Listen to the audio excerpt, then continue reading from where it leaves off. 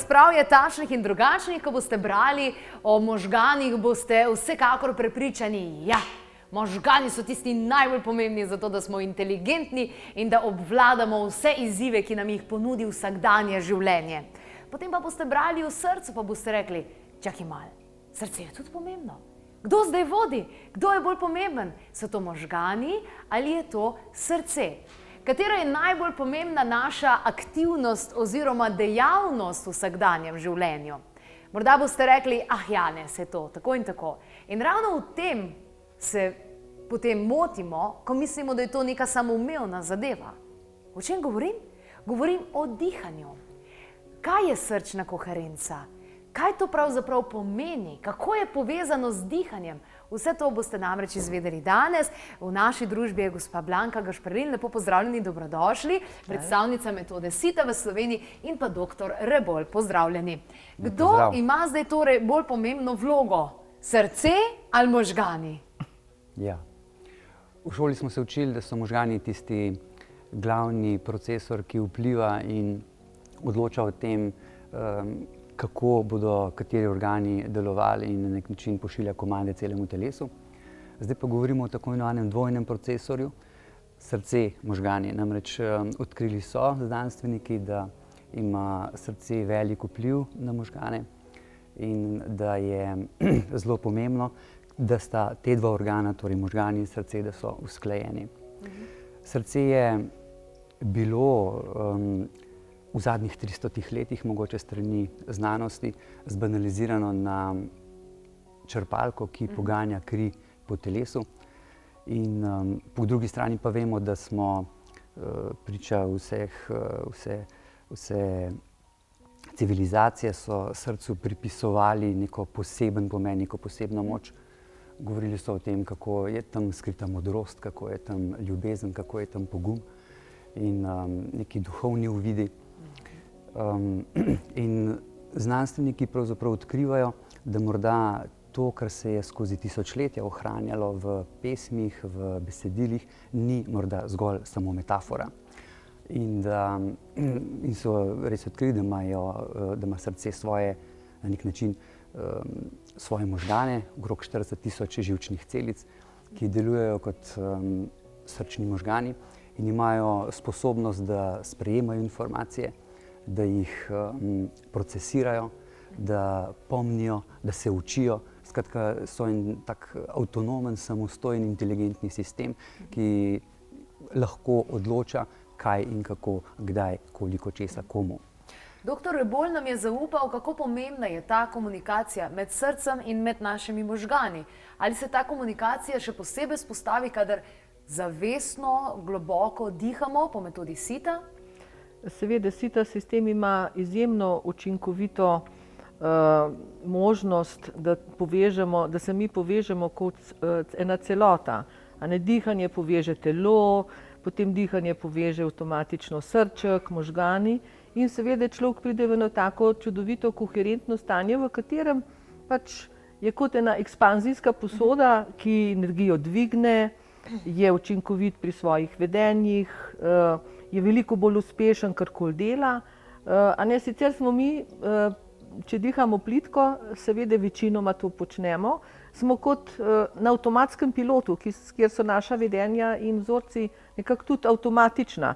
Cilj je pa, da to spremenimo in da svoje učinkovito, rekla, vedenje spremenimo tudi v učinkovito delo. To je zelo pomembno, karkoli pač počnemo. Doktor Rebolj, nekje sem prebrala, da pravzaprav srce, kakor neko svoje polje, ne vem, elektromagnetno polje dejansko, da se vzpostavi, kadar delamo s srcem, kot pravijo ljudje. Ja, srce komunicira ne samo z možgani, ampak s celotnim telesom. Torej, preko srce je tudi endokrina žleza, se pravi, odkrili so, da vsebuje ta atrijski natriuretični hormon, ki je zadolžen, ko odloča o količini vode v telesu, po drugi strani pa skrbi za elektrolitsko ravnotežje. Po drugi strani vemo danes, da srce izloča oksitocin, to je hormon navezanosti, ki se izloča pri porodu, pri dojenju. in to je morda verjetno neka korelat za ljubezen. Po drugi strani pa je v srcu tudi so našli kateholamine, se pravi noradrenalin, dopamin, se pravi nevrotransmiterje. Po tretji strani pa seveda srce bije, preko svojih pulzacij na nek način komunicira, pošilja kri po vsem telesu in tudi preko pulzacij komunicira z vsem telesom. Po tretji strani pa seveda tudi to elektro- in magnetno polje, ki ga širi. Pravi, da je 5000-krat večje od polja, ki ga povzročajo možgani. In na ta način seveda je srce tudi sedež intuicije.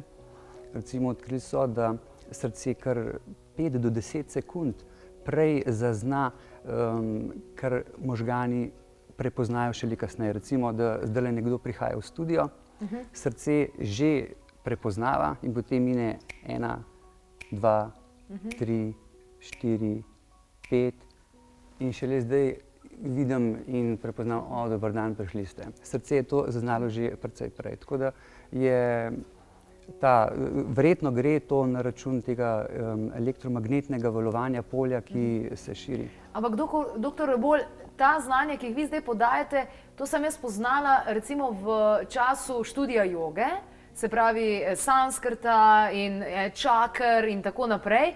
Nisem pa tega še nikoli slišala iz ust doktorja, da bi nam to zaupal. Kako srce pravzaprav že prej zazna določene stvari. Je znanost torej to potrdila? Ja, sploh ta HeartMath Institute se intenzivno ukvarja s tem zadnjih 20 let, proučujejo te reči in se pravi, dajejo srcu tisto, počasi prihaja nazaj vsa tista veljava, ki se je skozi tisočletja ohranjala pravzaprav v poeziji. Se pravi, dobiva nazaj svojo mesto v našem življenju. Ja. No, srce prav začne že pri nekaj tednih ploda, začne že z bitjem in bije vse do konca, ubogi revšček, nič nima vmes pauze, sam bije, a obstaja kakšen način, da mi to naše srce sprostimo in da ga tudi ohranjamo po dlje časa? Prej je bilo govora o koherenci. Zdaj, eno od pomembnih dejstev, ki vpliva na srce, na dobro počutje, so dobri občutki, dobra čustva. Se pravi, čustva hvaležnosti oziroma občutek hvaležnosti, spoštovanja, ljubečnosti, nekega sočutja, so občutki, čustva, ki na srce vplivajo pozitivno. Na fizično? Na fizično srce vpliva pozitivno. Se pravi, z čustvi vplivamo na fizično raven srca? Seveda. Srce pride v tako imenovano koherenco. Kaj je koherenca? Koherenca je optimalno funkcioniranje pravzaprav celotnega bitja, v tem primeru optimalno delovanje srca. In to potem stanje koherence preko elektromagnetnih impulzov sprošča po vsem telesu. In s tem se naredi tako imenovano psihofiziološko koherenco. To pomeni, da je v koherenci in fizično, pravi telo in telesni procesi, pa tudi mentalni procesi oziroma čustvovanje. Ali obstaja potem razlika med koherenco pa med sproščanjem? Ali je to eno isto? Ne, ni isto. Tako pri koherenci kot pri sproščanju opazimo, da se poveča delovanje parasimpatičnega živčevja, to se pravi, to je veja avtonomnega živčevja. In to pomeni, da se na nek način v fiziološkem smislu gledano gre pri sproščanju za umirjanje, zmanjševanje telesnih procesov, medtem ko pri koherenci pa opažamo, da vsi biološki, fiziološki procesi pravzaprav še vedno oscilirajo v enem oknu optimalnega delovanja za vsak organ oziroma organski sistem.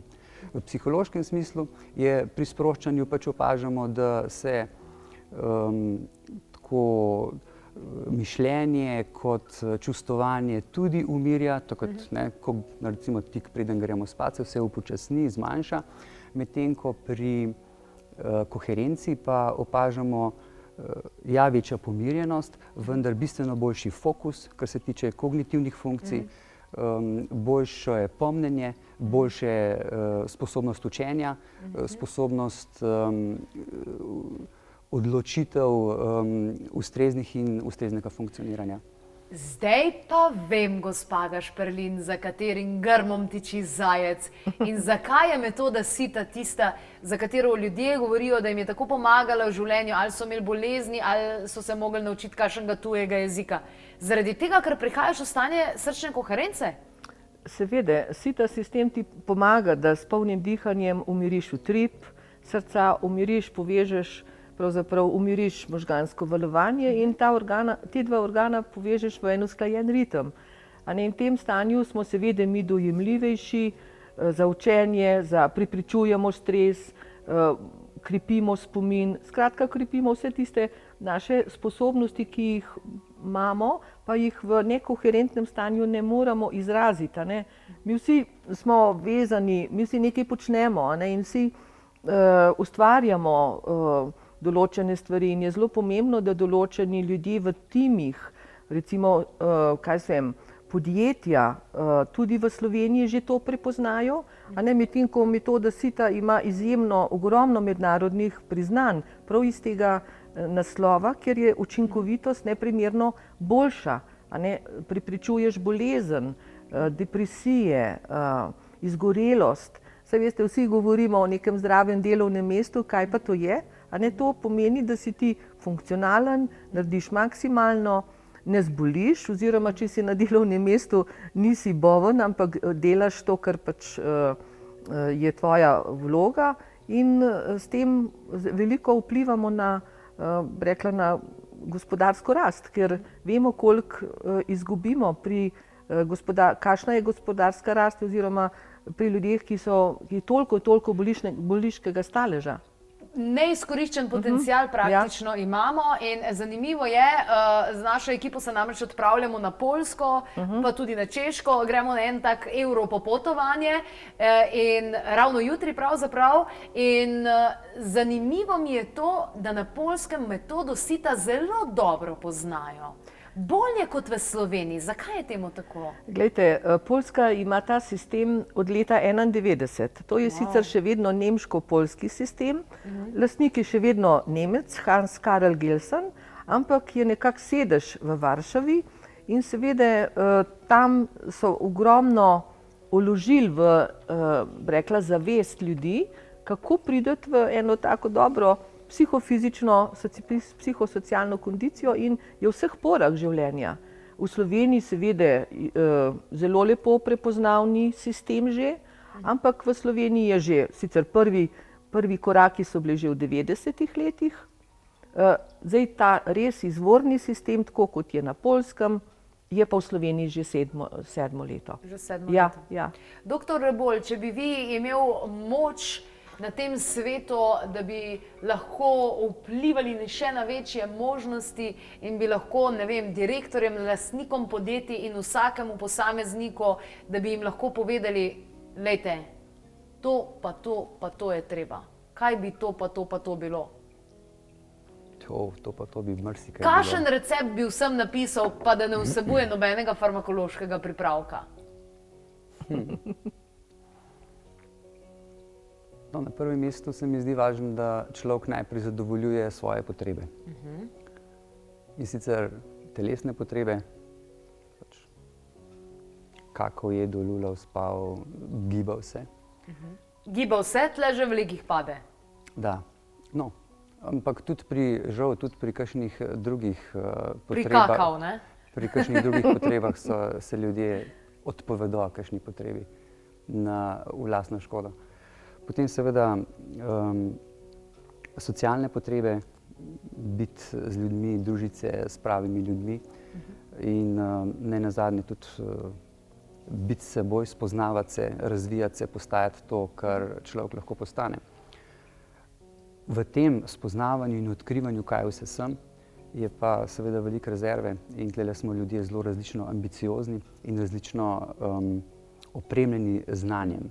Kaj ni to zanimivo? Tako bi radi spoznali, kaj je na Marsu, pa kaj na Veneri, pa kaj tam na unem planetu, a sebe ne poznamo. Prav šokantno je.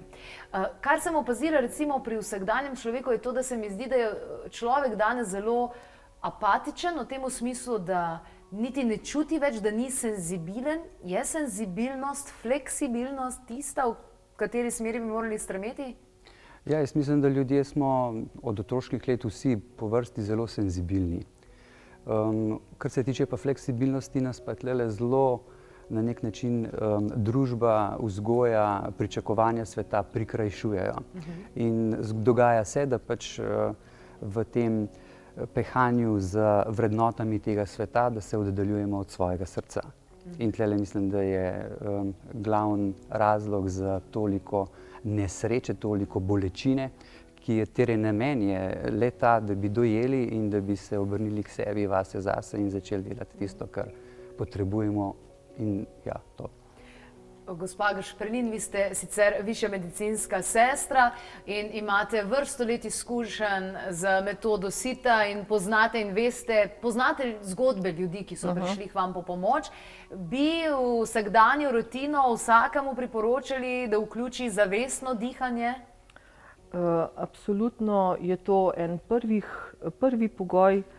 Zavestno dihanje, ampak merljivo, a ne, ker harmonizator dihanja ti pomaga, da svoje dihanje ozavestiš, te spodbuja, da dihaš polno in ni to je absolutno za vsakega posameznika, za skupine, za time, za recimo, če bi v podjetjih določene skupine uporabljale samo harmonizator, ne še zraven metode, to je en čudovit preskok k zavesti in k učinkovitosti, to, kar si pač vsi želimo. Metoda je čudovita zato, ker je merljiva.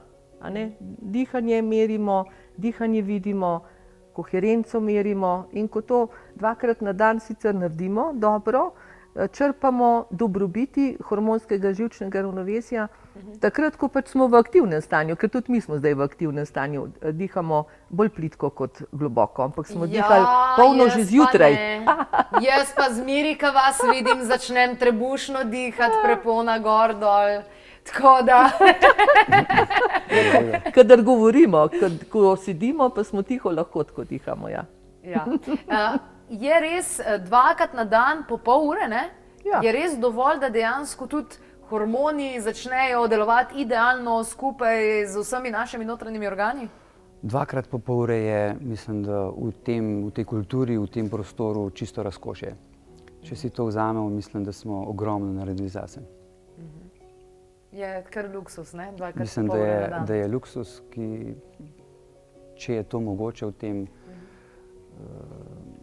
v teh naporih, v teh pričakovanjih, kaj vse moramo, kam vse moramo iti, koliko moramo postoriti. In tukaj je zavest obilja. Dovoljujem si vzeti 2-krat na dan po pol ure, ker poznam ljudi, ki so izjemno premožni, pa kaj ti to pomaga, če si ne vzamejo časa niti za kosilo, da orang pojejo? Res je. Jaz bi pa tle dodala, to se pravi, mi že dihamo 2-krat na dan po pol ure, ampak ko naše fiziološko telo napolnimo s hormoni, prihranimo najmanj 3 ure časa počitka. To mi ogromno pridobimo, človek si mora za to vzeti čas z dihanjem in svetlobo, ker prihrani čas.